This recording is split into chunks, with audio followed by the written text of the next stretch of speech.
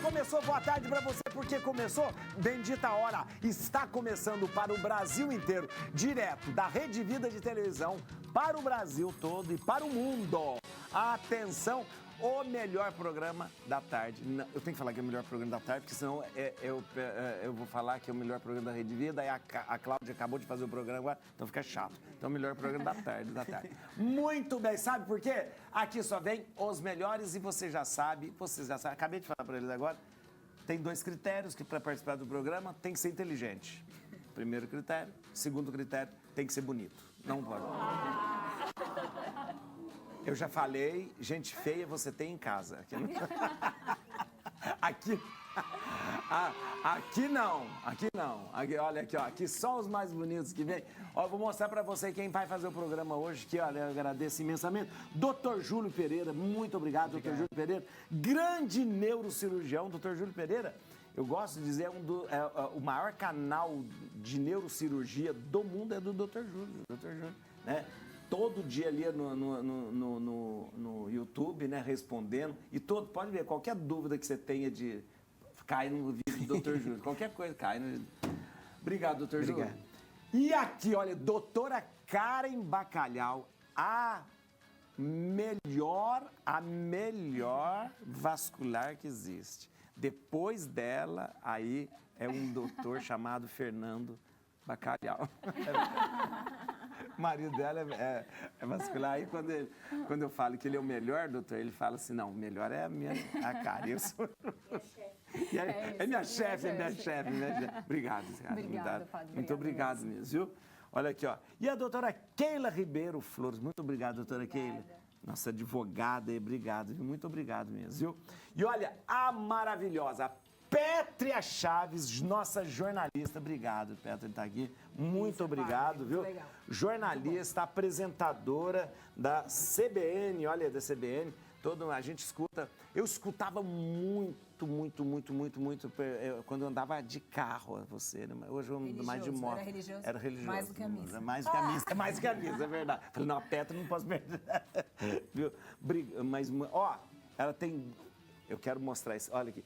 Pétria Chaves, como sei, que é muito... Porque ela teve um livro que é um grande sucesso, Escute o Teu Silêncio, que é maravilhoso também aqui, olha aqui, viu, gente? Olha aqui, ó. Muito bom mesmo.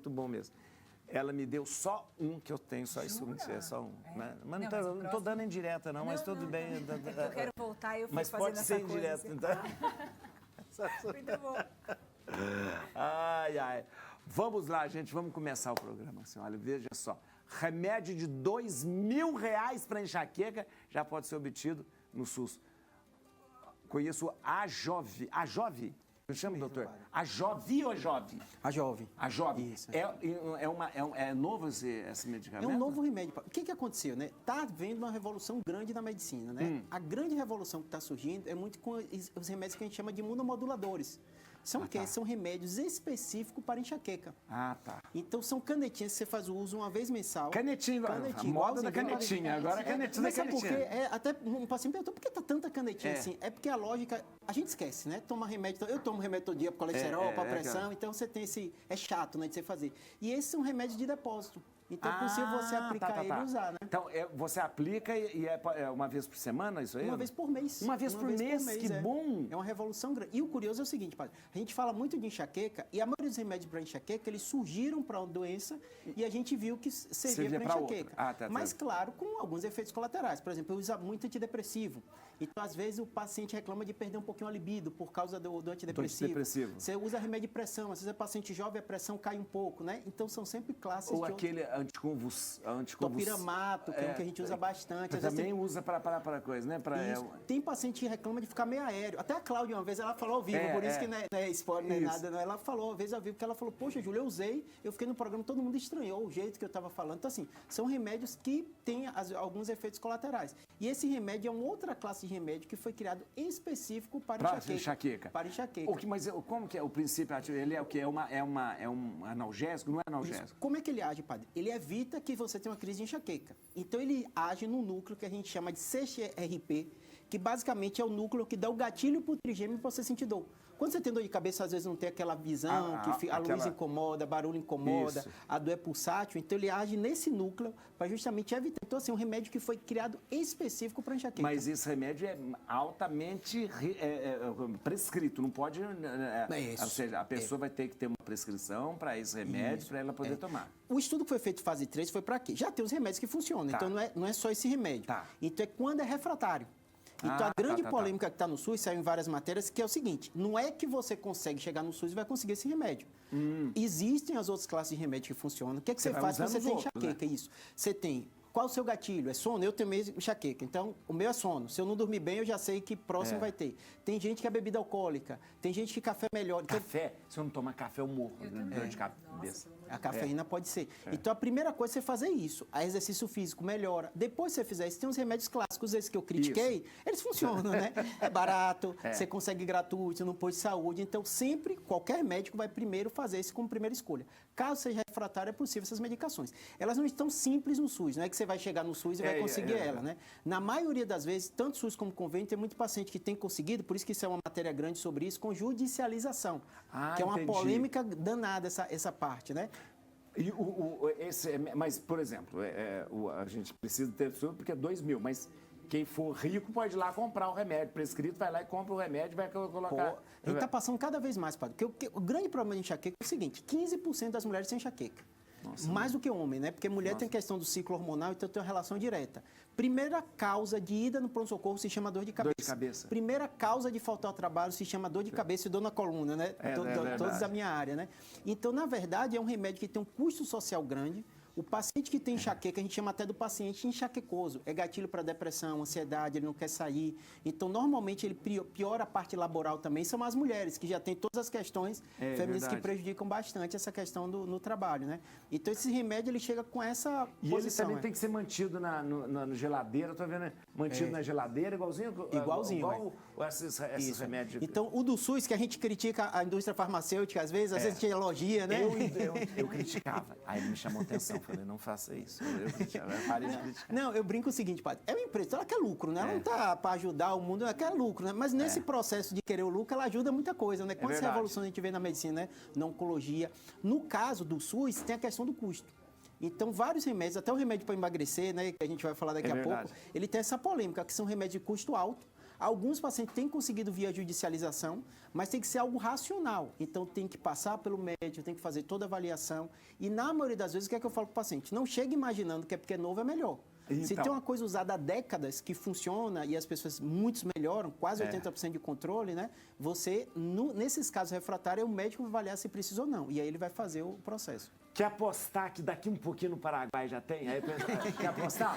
Aposto que daqui um pouquinho já vai fazer no Paraguai. Aí o pessoal vai tomar do Paraguai. E vai funcionar. Vai funcionar. E é o mesmo que não quis tomar vacina. É isso aí. É o mesmo que não quis tomar vacina aquela vez. Eu brinco quando eu venho aqui no padre que ele pode falar polêmica, a gente não pode não. Só fica assim. Ele pode concordar. Ele pode, mas ele pode concordar. Não, aquele que não tomou vacina na época da Covid, vai no Paraguai e compra o coisa. Eu brincava que botava lá, padre esquerdista, eu fiz não, padre da ciência. Da ciência, tá vendo lá?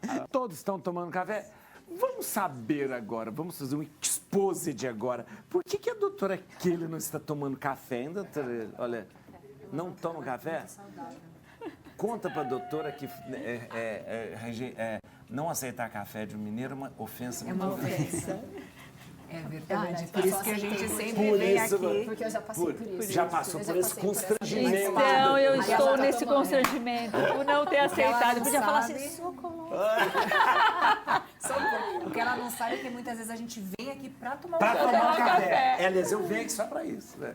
Jornalista é demitido após anunciar falsa morte do pai de Messi ao vivo. Como identificar as notícias falsas e se proteger da desinformação? Eu vou perguntar isso para uma jornalista que trabalha com informação muito rápida. Rádio é uma informação muito rápida, eu acho interessante. E você é um dos nomes mais qualificados que a gente tem no jornalismo. Mas hoje também teve uma jornalista do Globo que divulgou também ela pediu até perdão, uma fake news que ela... daquele jogador da Noruega que se assusta com ele no espelho. Aquilo é uma inteligência artificial que foi feita. E ela divulgou aquilo como se fosse verdade. Tá ficando cada vez mais difícil, né? Tá muito difícil, padre, tá muito difícil ser jornalista e tá muito difícil a gente consumir verdade, né, nos nossos tempos. Então é um alerta mesmo. Eu gosto muito de vir ao teu programa porque a gente pode fazer esse alerta, né, para nossa audiência, de alerta de atenção, para a gente prestar cada vez mais atenção. E como você noticiou, né, essa questão da jornalista da Argentina que falou a respeito da morte do pai do Messi de forma errada, não é só a jornalista que fala errado no ar. É toda uma equipe que passou para ela, que estava no ar, lá ali no programa ao vivo. Isso. Então, não é o erro só dela, é o erro de toda uma equipe. Foram todos demitidos. Mas assim... Foram todos demitidos? Todos demitidos, é a informação que a gente tem, inclusive do portal do GE, do Globo Esporte. E o que acontece? É muito difícil a gente ter esse tipo de desconfiança do jornalismo, mas é o jornalismo hoje o principal canal para você consumir informação fidedigna. Isso, tá? Porque... Isso mesmo. Porque como é que você vai aferir? Se o próprio jornalista pode errar, e quando o jornalista erra, gente, acontece isso. É todo mundo demitido, vai, né? É público. Mas até o fato de ter tido essa reação tão forte dá credibilidade ao jornalismo. Exato. Porque é tipo assim, nós não podemos errar. Não podemos errar. Não podemos errar. E esse é o critério que a gente tem nas redações. É muito difícil você ver um tipo de erro como esse que aconteceu com essa jornalista na Argentina acontecer no Brasil. Pode acontecer, claro, somos falíveis. Mas você percebe, tem várias etapas até acontecer um erro. Por isso é mais difícil. De checagem, de tudo. Até vocês ir pro microfone e falar, passou por muita coisa. Isso acontece com a gente. Eu tô no ar, ao vivo, toda semana. É um programa semanal de 3 horas, sábado e domingo. Mas eu jamais, às vezes chega. O exemplo, pesquisa Datafolha, tá? Intenção de voto. Mesmo quando sai a pesquisa Datafolha, geralmente sai na hora do meu programa. Sei. Aí a minha chefia fala, vai lá, dá informação para o público. Eu não dou só de ler em portal. Eu espero... Espera chegar a minha equipe na redação fala, Pétria, pode dar essa informação. Por que isso? Você precisa de crivo. Então, assim, qual é o conselho que a gente dá para você que está aí em casa, vendo essa quantidade de informação que vem muitas vezes por inteligência artificial e te confunde? A gente vai precisar cada vez mais, padre, estar bem informado, consumir informação em portais já conhecidos. Isso é importante. Isso é importante. Pesquise, né? Os porque especialistas que falam. Jornalista, todo mundo virou jornalista. Todo mundo faz um canal, todo mundo faz alguma coisa, todo mundo faz um cenário de jornalismo. Eu vejo às vezes, né? E parece jornalista, imita. Gente, não compartilha coisa que você não tem certeza, que foi um jornalista já renomado, ou portais renomados, como eu disse aqui. Ô, Pétria, não compartilha. Essa coisa do tipo que aconteceu com ela, é aquela vontade de dar furo, dar furo. No meio de uma Copa do Mundo. Sempre teve isso, né? Sempre teve no jornalismo, sempre teve isso. Sempre. Você correr para dar o furo, né? Agora, eu vou usar uma palavra forte aqui, é tão tolo. É tão bobo você querer dar um furo numa notícia dessa. Então, acontece, tá? Acontece. É lamentável, é um erro crasso. Pode acontecer com qualquer um? Até pode. Mas assim, eu vou dizer, eu não sei qual é esse programa, eu não conheço esse programa dessa jornalista na Argentina, mas assim, eu posso assegurar para vocês que um programa de credibilidade dificilmente pode até te contrariar na sua opinião política, você pode desconfiar nesse, porque esse é o palco que a gente vive hoje de polarização. Mas informação falsa como essa, num veículo, num grande veículo de credibilidade, padre, eu acho muito difícil acontecer. Por isso, fico alerta. E é importante você falar isso, muito importante, porque escutou alguma coisa, vai numa fonte que é segura. Isso. É importante, quando a gente fala fonte segura, a gente está falando de meios que podem ser regulados. A televisão, o rádio, sites fidedignos. Por isso que essa questão da regulação é importante, né? Eu já disse aqui. Uma televisão, um rádio, ele tem uma regulação. Exato. Se ele fizer alguma coisa errada, acontece isso. Tem como você processar. Responder judicialmente. Agora, um canal a internet ainda não é regulada. Se você pode falar qualquer coisa na internet, quem vai? A pessoa pode até ser processada, alguma coisa assim, mas o estrago já está feito a partir de uma notícia mentirosa que é divulgada na rede dessa forma, né? É verdade. É muito problemático. É problemático, sim. Deixa eu falar com o Paulinho aqui, ó. Vamos ver aqui. Veja só, misturar CPF e CNPJ, o erro silencioso que ameaça muitas empresas. Doutora Keila é especialista em direito empresarial. Vamos lá, olha. Misturar CPF e CNPJ é aquele negócio de pejotização, aquela coisa ou não? Não, efetivamente. É quando o empresário ou a empresária está começando a empreender e não faz a distinção do que são as despesas da pessoa física quanto da pessoa jurídica. Entendi. E aí é onde causa essa Aí você põe seu dinheiro lá e tira aquela confusão. O que ocorre? Toda empresa ela precisa ter uma estruturação, uma gestão, tanto quanto a pessoa física. O fato é que nós temos o costume, o brasileiro como um todo, né, vai empreender e o dinheiro que ele tem, ele vai investir na empresa e ele não faz essa divisão. E o não fazer essa divisão traz alguns comprometimentos. Né? Um deles é o quê? Hoje está em alta, né? Todo mundo discutindo sobre proteção patrimonial.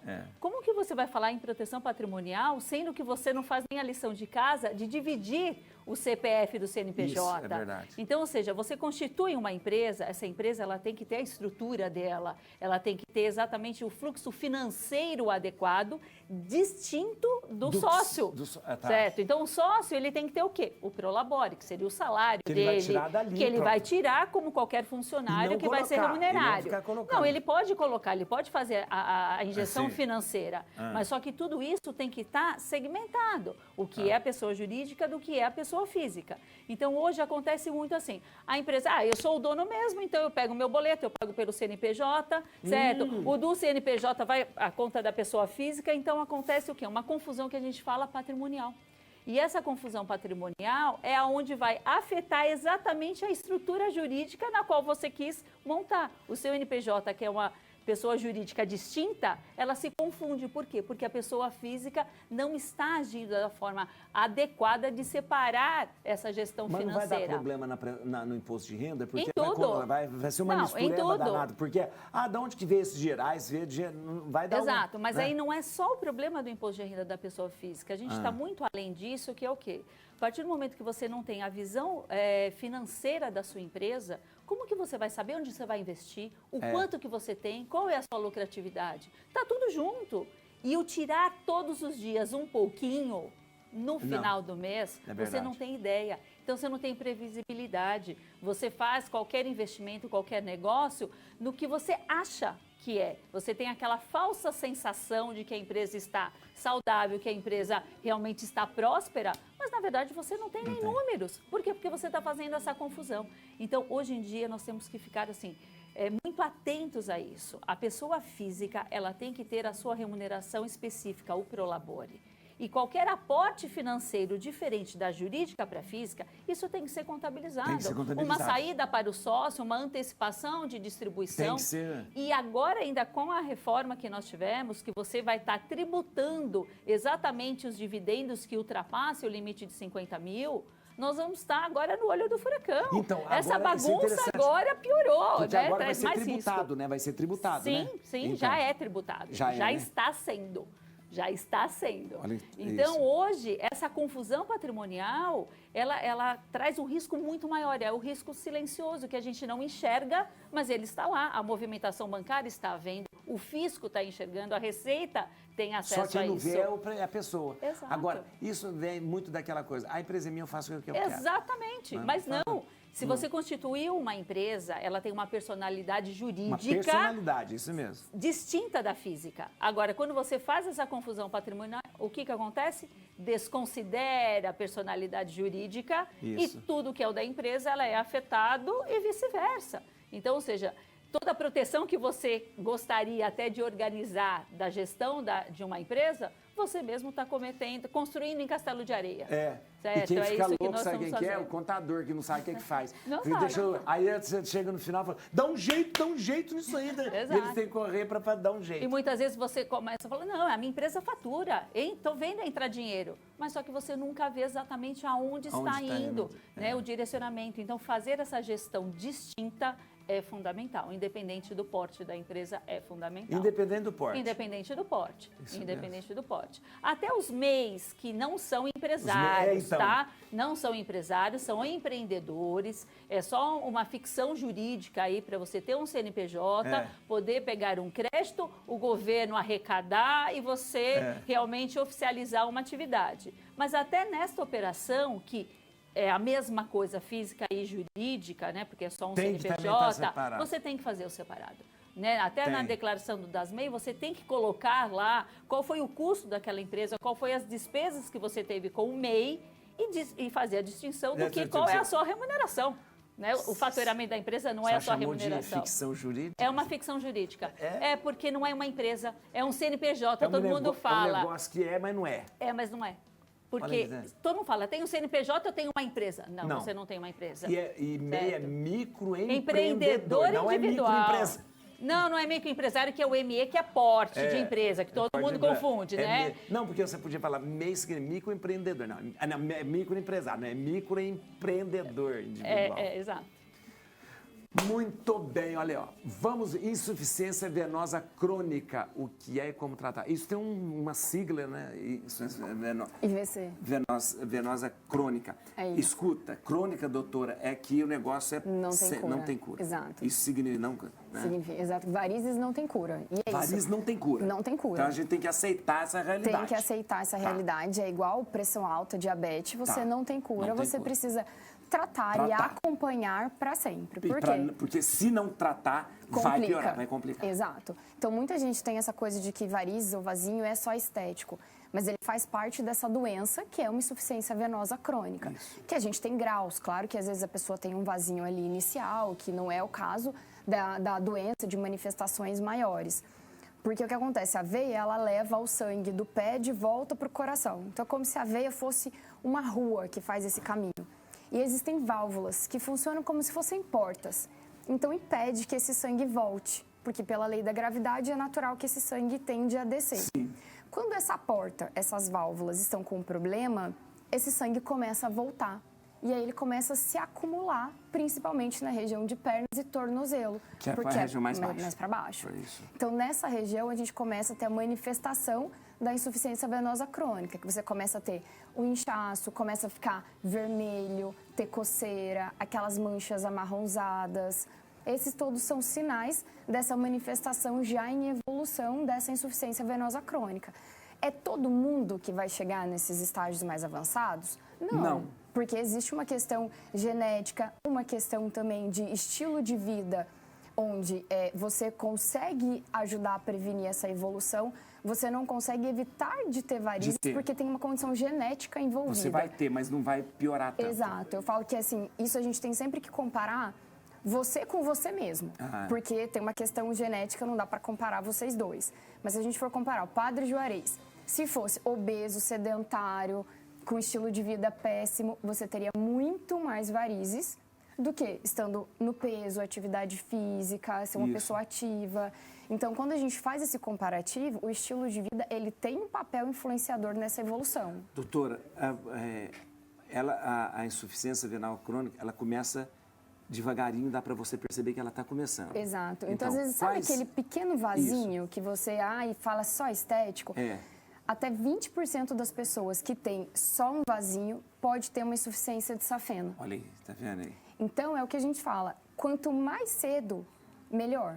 Porque às vezes é um estágio bem inicial, mas que já tem uma insuficiência de safena associado e que você trata e você evita muito essa evolução.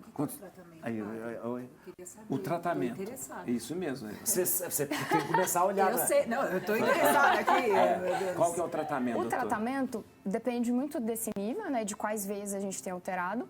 Mas hoje, essa evolução da medicina permite muito esse tratamento, porque antes a gente pensava em varizes, era igual centro cirúrgico, um mês com a perna para cima, repouso, dor, corte. A cirurgia de safena mesmo é uma cirurgia bem agressiva, o pós-operatório é ruim. E hoje em dia a gente tem técnicas minimamente invasivas. Hoje de manhã mesmo nós operamos uma paciente totalmente a laser, safena e todas as veias, inclusive grossas, com laser, que ela sai caminhando. Então, esse é o tratamento, A doutora, o tratamento hoje é cirúrgico, mas a cirurgia é feita minimamente invasiva. Alguns estágios iniciais a gente consegue fazer a escleroterapia, o laser transdérmico, que é aquele que vem por cima da pele, porque às vezes ainda não tem uma veia tão grossa e nem tão profunda. Então, a gente tem aí, dependendo do estágio. E é importante fazer esse tratamento. Total. Eu sou sua assistente aqui hoje. E quanto mais... Pode ser. E vou falar. Eu faço com ela. Eu faço com ela. E olha que e não acaba. Não acaba, que eu digo assim, volta e meia aparece mais vaso. E eu falo que assim, quando a gente termina a primeira fase do tratamento, uma fase de ataque, digamos assim, você entra numa fase de manutenção. Eu falo que você tem que casar com o vascular, que você não vai ter alta do vascular nunca. Por quê? Porque não tem cura. Então, você trata, aí você entra numa manutenção. Então, pelo menos uma vez por ano, você precisa dar uma olhadinha. E quando complica, padre, né? Se a pessoa não tratar, muita infecção. Ferida na perna. E aquelas úlceras que, de repente, não fecham mais. Demora muito. Não fecham mais. Engraçado, crônica... a gente, quando você é escritora, né, existe uma diferença. Existe uma diferença entre crônica, conto, né? Então, e tinha um cronista muito famoso chamado Pedro Nava, que era médico também. E uma vez um repórter perguntou para eles, ele explicou, queria fazer uma pergunta bem interessante. Explique para nós o que é uma crônica. Ele falou: aquilo que não é agudo. Aquilo que não é agudo. Muito bom. Aquilo que não é agudo. Vamos ver quem vai escolher. A música vai ser, Pétria Chaves vai escolher uma música pra gente terminar o programa hoje. Vamos lá, agora. Você quer que eu fale agora? Agora, tem que ser agora, sob pressão. Eu quero aquela música, pode ser internacional? Qualquer música, vamos ver seu gosto. Eu quero aquela Ordinary. Ordinary, olha! Sabe qual é? Muito produção. bom. Produção, linda, Ordinary. Sua homenagem, essa tá vendo? Ela me chamou de Ordinária. Não, a música é super maravilhosa. Vamos ver aqui, gente. Canetas emagrecedoras, o impacto da semaglutida, tisepatida nos joelhos. Joelho, coluna. Padre, é engraçado que canetinha, é que todo mundo fala mal, né? Tá todo mundo tomando, meus pacientes, ninguém quer tomar. Mas por quê? É diferente. Porque o que acontece? A população da terceira idade, ela tem medo. Porque ela ouviu muito falar ruim, né? Remédio para emagrecer, né? Antigamente era dele vai tireoide. As bolinhas que Só que a gente está vivendo, padre, uma revolução. Qual a grande revolução que está acontecendo? A ciência fez isso, né? São estudos, fase 1, fase 2, fase 3. O grande problema da sociedade hoje se chama sobrepeso e obesidade. 50% da população acima, adulta, né? Tem sobrepeso e obesidade. Aumenta infarto, aumenta AVC, ela falou agora da insuficiência venosa crônica, né?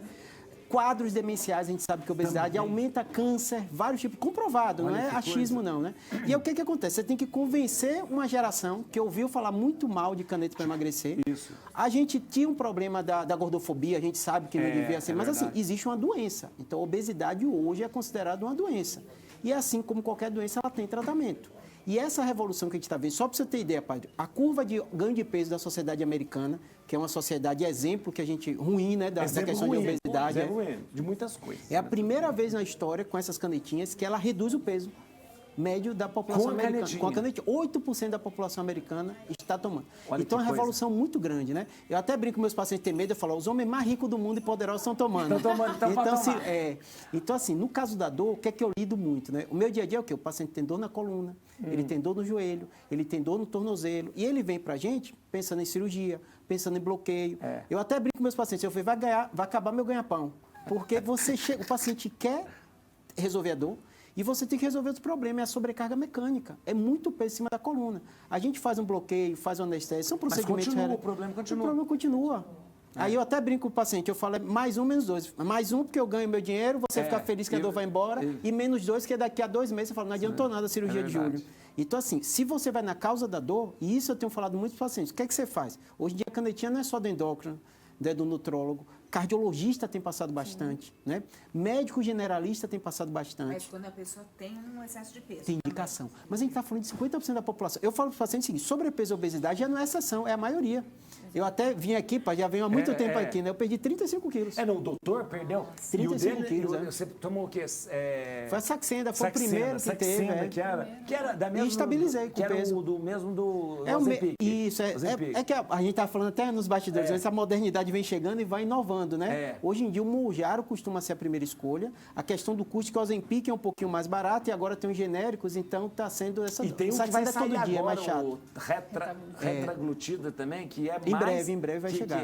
Não chegou ainda não, né? O grande fator é o custo, né? E eu digo para todo paciente o seguinte... Chegou no Paraguai, já tem. Paraguai já tem. Não pode falar mal do Paraguai, não, que ele ganhou a Copa. Não pode, gente, a gente só tem que falar bem do Paraguai. Tirou a Alemanha, pronto. Não tem mais penta. Só o Brasil vai ficar penta. Só a outra que podia ficar penta. Agora, o uso... Doutor, essa questão a gente fala, mas a obesidade é uma doença que pode ser considerada crônica, porque Perfeito. Eu vou tomar a vida inteira Mounjaro? Nada é bom sem defeito. Minha mãe sempre dizia, não há bom sem defeito, né? Então, assim, a canetinha também tem defeito. Como tudo na ciência, qual o grande problema? Aumento de cálculo, a gente tem visto, né? De vesícula biliar. Porque o que é que ele faz? Ele reduz a mobilidade do intestino. Então, o paciente tem obstipação, constipação, o mesmo motivo quando eu tomava, é horrível, né? Você tem aquele hábito intestinal e depois piora. Refluxo, muito paciente tem refluxo, reclama muito disso, né? E tem um outro fator que é horrível, e a gente já falou da Santa Trindade, que você falou da saúde, né? Qual é, padre? Exercício, comer bem e dormir bem. E dormir bem, né? Qual o grande problema? É muito simples e muito prático, a pessoa não muda o hábito de vida. Não muda, o exercício físico, o hábito alimentar, não comer ultraprocessado. Se você não fizer isso, em primeiro lugar, você não vai ter uma perda tão importante e você vai continuar com os outros malefícios. O ultraprocessado aumenta a chance de câncer, independente se você está com sobrepeso ou não. Falta de atividade física aumenta Alzheimer, aumenta câncer, independente se você está com sobrepeso ou não. Então, o grande problema que eu acho é ser algo simples, é mais brasileiro que é prático, né? Ele vai, compra, como o senhor falou, faz ter medo de nada, mas ele não faz as mudanças de hábito. Então, o grande problema é esse. Bolacha, salsicha. Bolacha, passar tempo, que não tem... Refrigerante, ultraprocessado. E tem a questão do custo, né? Parece que esses alimentos agora estão mais baratos do que um alimento saudável. São os mais baratos. Tudo muito caro no mercado, mas esse tipo de alimento pobre, nutricionalmente, muito barato. Fruta, verdura, é muito mais caro do que essas coisas. Aí o governo coloca o imposto do pecado, né, que chama imposto do pecado, né, por que não coloca nessas coisas super processadas? E outra coisa, pá, de efeito colateral é que perde massa muscular. Eu estou falando que é bom para a coluna, mas tem muito paciente que perde peso. Só que desse peso que você perde é uns 20, 30% de músculo. E aí a alimentação, se você não faz com suplemento, creatina, como você falou, whey e as outras coisas. Exercício também. E exercício físico, o paciente tem. O bumbum de Ozempic é o quê que tem falado? É verdade. Falta de músculo, rosto derretido, músculo. Né? Agora, doutor, o Rodolfo estava falando agora mesmo, esse negócio de preço não está mais... Está tudo custando caro. Ele falou que aumentou tudo. O que era mais barato, era o Igov, diz que agora está quase o mesmo preço. Tá, a gente fala bem, mas fala mal também da indústria, né? Da indústria o que tem acontecido muito, padre? Toda vez que chega quebra de patente, às vezes seguram no mercado, o preço sobe. Então tem uma lógica comercial, inclusive, né? Os genéricos geralmente quando chegam, a redução de 30% a 40%. Das canetinhas não está acontecendo isso. É verdade. Né? O similar caiu 10%, 15%, muito menos do que era. Eu acho que a gente fala mal de governo às vezes, né? Mas assim, a regulação, a Anvisa é muito confiável, né? Então, acho que vai ter que apertar isso para ser genérico, é genérico, né? Tem que ter um preço... porque o genérico do negócio tá caro. E falando agora mal de governo também, se a obesidade é um dos principais problemas de saúde, o que mais mata brasileiro? AVC, infarto e câncer. As canetinhas estão no SUS, é necessário. O Ministério até anunciou que está fazendo um projeto piloto. Eu até brinquei, piloto por quê? Já sabe que funciona. Já tem estudo, né? Eu brinco que a enrolação é tipo por causa de eleição, né? Para dizer, então foi um projeto piloto, né? Mas já é um avanço, né? Eles já estão estudando, porque a grande questão é o custo, né? Como é que vai ter? Eu imagino quanto que ia desafogar o sistema de saúde, né? Padre, resultado cirúrgico, ela opera e sabe. Resultado cirúrgico de paciente obeso é pior. Aumenta a chance de infecção, muita coisa. O SUS seria menos sobrecarregado com a questão de câncer, com a questão de AVC, com a questão... Mas tudo? Nossa, mãe. Olha, vamos lá. Vamos ver aqui, ó. Os sinais silenciosos que o negócio pode estar colapsando por dentro. Ah, você já viu muito disso, né? Muito, isso é recorrente. Né? Muitas vezes, né? A maioria dos empreendedores, o dinheiro está entrando, estou faturando, está tudo certo. Está tudo bem. Né? falta de novo aquela gestão que eu havia comentado. Uma empresa sem ter essa estrutura de gestão, a gestão, o que eu estou dizendo? Esse profissional ele tem que entender exatamente o custo do seu material, do seu produto, do seu serviço. Ele tem que entender todas as áreas adjacentes que estão lá, que ele não vai enxergar e nem materializar o que é o fornecedor adequado, o produto se está dentro da sua qualificação, sua qualidade, se o serviço que você presta está seguindo todos os rigores da legislação, principalmente se as relações na qual você está tendo da sua empresa, ela está dentro do compliance.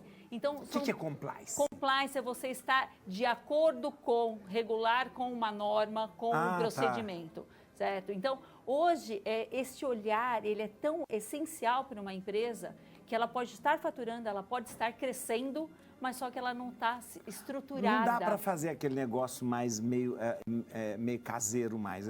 Vou fazer uma empresa e fazer mais ou menos... Inicialmente, o brasileiro, como é um grande empreendedor nato, né? Ele começa assim. O problema não é começar assim. É manter. É se manter se manter, assim. Né? E esse silêncio. Mas até um tempo que atrás dava para fazer. Vou fazer uma padaria. Vou levando a padaria do jeito que dá. Mas nós não tínhamos a rigidez que nós temos da nossa legislação. Hoje não dá mais. Nós não tínhamos os golpes que nós temos hoje, as falsificações que nós temos hoje. Então, ou seja, é uma outra realidade. Os nossos pais, avós, quando empreendiam, era uma outra realidade. É verdade. Certo? Eles, até com pouco estudo, conseguiram...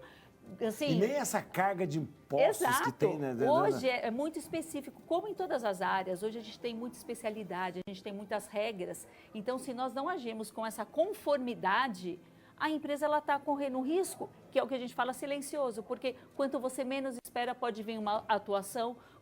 Quando você menos espera, aquele seu fornecedor, ele pode não estar mais em conformidade e fechar e você não ter mais a matéria para você produzir ou para o seu serviço que você tem que prestar. Ou ele pode cometer até uma ilicitude e afetar a sua empresa. Então, hoje... Às vezes é até por ignorância, Por né? ignorância, sim. Por não saber, Por né? não saber. Então, hoje, nós temos assim que ter um olhar muito crítico, sabe? Muito atento de que uma empresa ela tem que se estruturar. E para se estruturar, você tem que ter o seu corpo gestacional, lá, que são as pessoas que vão efetivamente fazer aquela... Eu falo até o corpo gestacional, porque assim, a empresa é como se fosse aquele embrião. Você tem que cuidar, você tem que realmente fazer com que aquilo evolua de uma forma saudável. Senão esse filho, ou senão essa empresa vai morrer. Morre, certo? Então a gente tem que ter este olhar.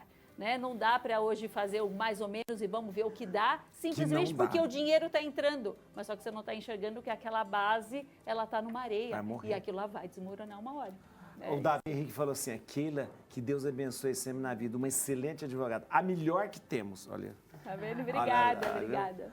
Vamos ver aqui, ó, gestação e varizes, consequências como prevenir. Na gestação, aumenta varizes ou não? Pode aumentar? Pode aumentar. A gente tem alguns fatores, entre eles hormonais, né? Então, a progesterona, que ela fica aumentada na gestação, ela causa uma vasodilatação, um relaxamento dos vasos.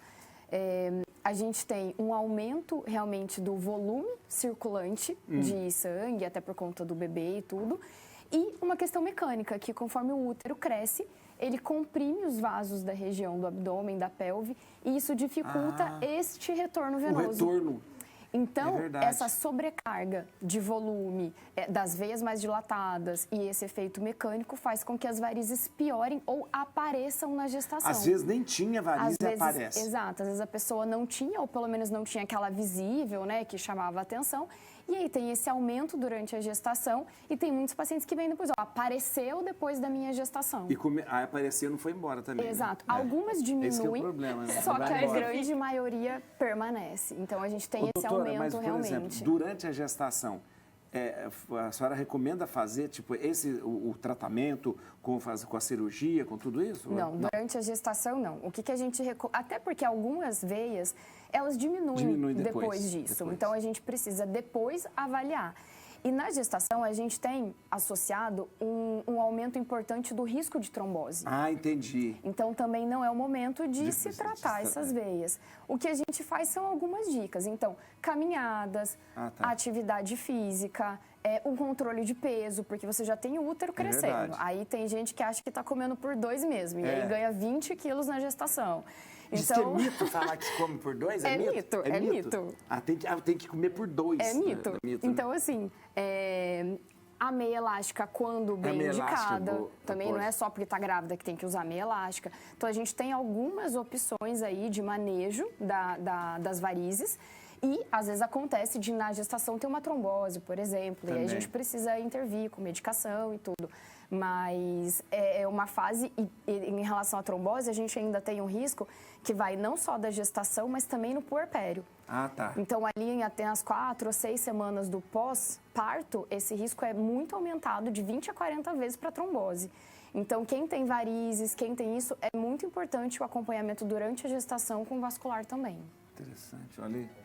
Puerpério é 40 dias, né? É isso. Engraçado, antigamente a mulher fazia quarentena, né? Como lidar com a ansiedade provocada pelo excesso de notícias, seja elas boas ou ruins. E Petra, agora você vai dar... Vou dar a dica. Dá a dica do milhão, porque esse mundo ansioso, cheio de medo, né? Vou dar a dica do milhão aqui. Toda hora a gente abre o celular, ninguém abre o jornal mais. Abre, mas bem pouco, né? Mas, e sempre está ansioso com a notícia que vem, né? Lá vem a dica. Respira. A gente tem que aprender a respirar, reaprender a respirar, padre. É verdade. Porque essa é a ferramenta, eu falo muito no meu segundo livro, né? Como sei o que sei, sobre as nossas tecnologias ancestrais. O corpo é a tecnologia ancestral mais perfeita que a gente tem. E respirar, gente, presta atenção no que eu estou falando, recupera a consciência na tua respiração. Isso vai ajudar a não ter ansiedade com notícia. Isso vai ajudar a não ter ansiedade com a velocidade que o mundo corre. Você gosta muito de falar aqui, né, padre, sobre para não cair em fake news. Se a gente respira e tem um exercício da respiração consciente, a gente é mais consciente nas nossas atitudes. A gente tem não faz as coisas por impulso. Presença. E você sabe, para a religião, para o catolicismo, a importância da meditação. Antes da gente tomar uma atitude. É verdade. Sabe o que isso quer dizer? Respirar com consciência. E aí você fala, mas eu tô aqui vivo, tô respirando. Não, gente, a gente tá no modo automático, respirando. E o que é essa respiração apressada? Ela é a ativação e a não regulação do nosso sistema nervoso. A gente vive no modo do sistema nervoso simpático, luta ou fuga. E aí a gente fica ansioso, a gente consome mal, não só notícia, mas vive querendo comprar, consumir. É um modo de vida. Então, eu acho que comer. Maravilhoso você ter lembrado disso. Então, eu falo que eu sou uma grande ativista da vida, assim como alguns dos meus entrevistados na CBN. E eu acredito, gente, que 2 coisas trazem pra gente essa presença para um estado menos ansioso. Reaprender a respirar, eu falo sobre isso nos meus 2 livros, tá? Como a gente pode recuperar essa ferramenta ancestral da respiração consciente. E tentar, padre, bolsões de silêncio, pequenos bolsões de meditação na sua vida. Você não precisa meditar meia hora por dia. Isso. Faça 2 minutinhos. Pronto, só isso. Já dá. A neurociência vem falando sobre a importância, a relevância para a nossa vida de pequenos bolsões de meditação. Com essas 2 diquinhas que parecem simples, mas são valiosas, padre, a gente pode ter aí essa dica do milhão que você falou. Isso mesmo. Tá mais fácil do que a gente pensa. Você sabe, só rapidinho para eu falar, na minha paróquia, toda quarta-feira eu tenho um grupo de meditação cristã. Lindo. Meditação cristã. Que é a meditação, porque o pessoal liga muito a meditação com o Oriente. Mas budismo, yoga, que é muito bonito, que é muito... Sim, mas não é só isso. A meditação cristã a gente tem lá e é muito interessante. Você tem técnicas de meditação. Claro. Meditação, você tem técnicas de meditação. E quem orienta é um monge do Mosteiro de São Bento, do Alexandre, que orienta esse... Eu quero ir lá. Me leva lá um dia. Vamos lá fazer junto. Vamos lá. Acabou o programa? Ai, gente, olha, mas olha, eu queria a música. Eva! Essa. Linda. Ah, verdade. Gostou, fala. Gostei. Gostou, bonito. Realmente, olha. O meu medo era você ter escolhido um funk, mas... Pelo amor de Deus, pelo amor de Deus, padre.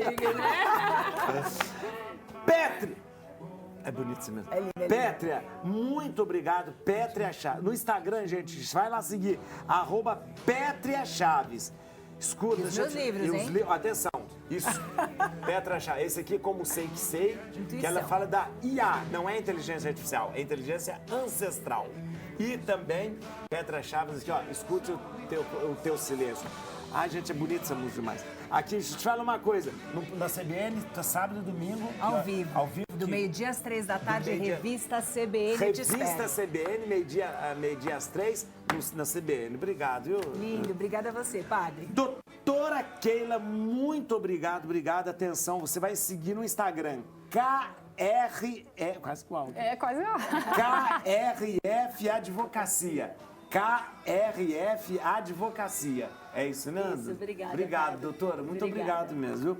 Doutor Júlio, muito obrigado mais uma vez. Obrigado mesmo. Olha, e no Instagram e no YouTube é @neurocirurgiabr. Segue lá, gente. Maravilhoso. Segue lá. Neurocirurgiabr.